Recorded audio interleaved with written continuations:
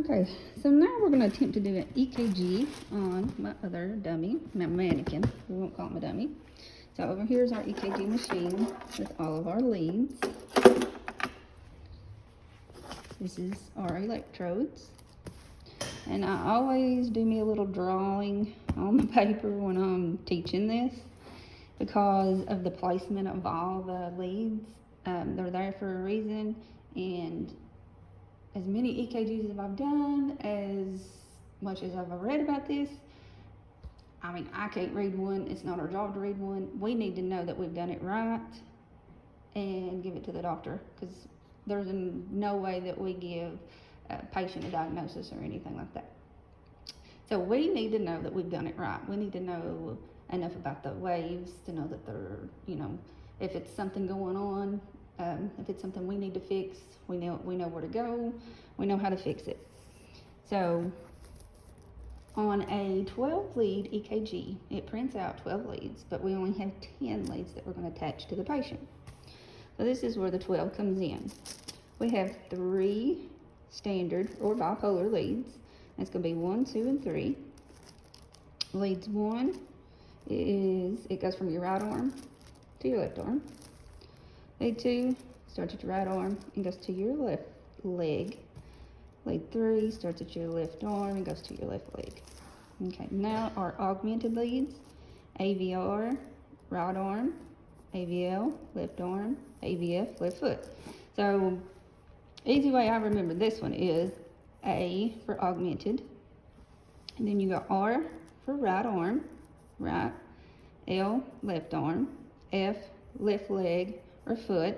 And we know that the right leg is always the ground reference, so it's not included in any of this. And over here we have our precordial leads, V1 through 6. I attempted to draw a chest, but that doesn't look real good, so I'll show you something different. So now I'm going to go ahead and attach my electrodes to this guy. My electrode's hooked up. And as you can see, he has no legs. So normally we would put our the right leg and left leg down around the ankles, but like on the flat, fleshy part instead of the bone. So, but we can use the lower torso. Okay, so I have, and also he has no arms that we can use up here on the shoulders. Just stay away from bone. Now, this is our chest leads. So you want to find the middle of the sternum, and you're going to do right and left side of the sternum, 4th intercostal space. Now when I'm talking about intercostal spaces, that is the space in between each rib. Because you're not going to place these on bone. It's going to be in the intercostal spaces. So you have V1, V2, 3. V4 is halfway mid-clavicular line, and it usually comes right straight down the nipple line. So mid-clavicular, nipple line, V4. Then you've got V5 and V6. So V6 is mid-axillary line, straight down. Okay, so now I've got them hooked up except for one, because I wanted to show you how to do it. So I have my right arm, my left arm. As you can see, they're all labeled. Got right leg, left leg, and then V1.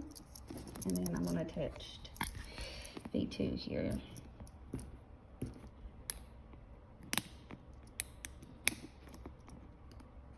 Okay, and it just clips like that. Now if they were hard to lay down, I've used tape before. If somebody has really oily, greasy skin or has lotion on, you can always clean it with alcohol, a little alcohol pad, and then apply a new electrode. But you want to make sure that these are not pulling anywhere and everything is attached well and not coming off. So I'm going to come over here and start up my machine.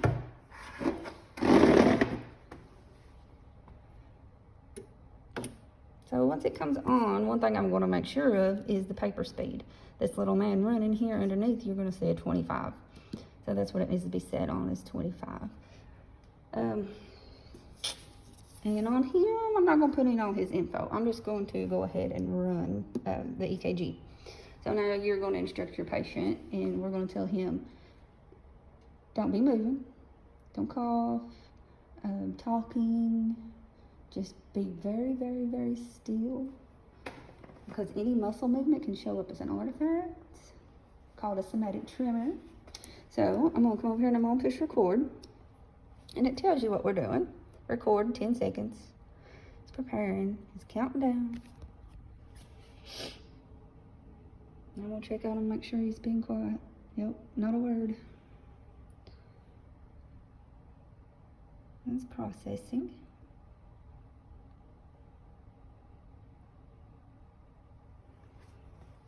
Oh, this is the quietest patient I've ever had. Not a peep.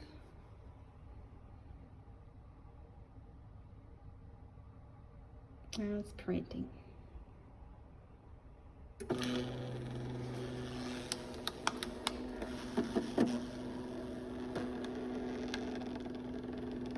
And it's out of paper.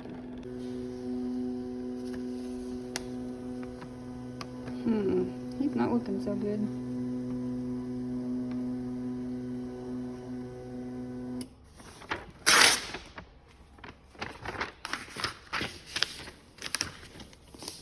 Now it's got to print out a small little report. But like I said, it's not our job to discuss this with the patient. You're going to hand this off to the doctor. Even though it says he is, you know, he's not in good shape. He's had an anterior MI. He's got a heart rate of 49, and I don't know how, because he don't have a heart. That's a little scary. But here down the side, you're going to see leads 1, 2, 3, AVR, AVL, AVF, V1, 2, 3, 4, 5, and 6. So by looking at these, you need to know that they are going the correct way. And I've got a little example over here. So like V1, this is what it should look like. I mean, lead 1, 2, 3, and then AVR, AVL, AVF, and then V1 through 6. All right, so if anything doesn't look right, you're gonna know where to go and check that lead. So let's say AVF. That looks kind of crazy. I'm going to know to go check my left leg electrode. And then of course V1 through 6, self-explanatory. If something was wrong with lead 3, I'm going to check my left arm first and then left leg. So I don't think it's looking good for him.